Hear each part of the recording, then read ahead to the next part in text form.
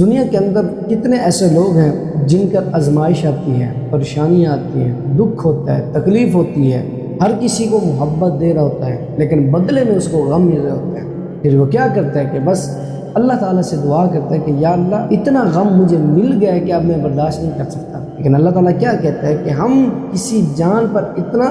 ظلم نہیں کرتے کہ وہ اسے برداشت کرنے کی قوت نہ رکھے۔ اللہ تعالیٰ فرماتا ہے کہ ہم کسی پر آزمائش اتنی ہی ڈالتے ہیں کہ جتنا وہ برداشت کر سکتا ہے۔ تو پھر کسی ایسے شخص پر جب پریشانی آتی ہیں،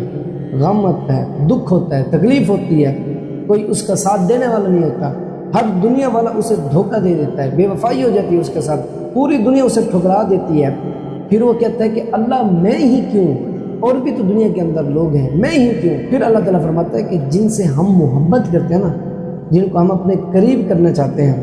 انہیں کے اوپر تو یہ نظر کرم کرتے ہیں، انہیں کے اوپر تو ہم آزمائشیں دیتے ہیں، انہیں کو ہی ہم کیا کرتے ہیں، دکھ و تکلیف میں مبتلا کرتے ہیں، کیونکہ ہم انہیں قریب کرنا چاہتے ہیں۔ آج سے ہزاروں سال پہلے دیکھیں آپ کسی بھی انبیاء کی زندگی کو اٹھا کر دیکھیں، جتنے بھی انبیاء کرام علیہ السلام اس دنیا سے گزر کے گئے ہیں، سب پر اللہ تعالیٰ نے آزمائشیں بھیجی۔ رسول اکرم صلی اللہ علیہ وسلم کی زندگی کو دیکھ رہے ہیں، حضرت ابراہیم علیہ السلام، حضرت یوسف علیہ السلام، جتنے بھی انبیاء کرام علیہ السلام گزرے ہیں،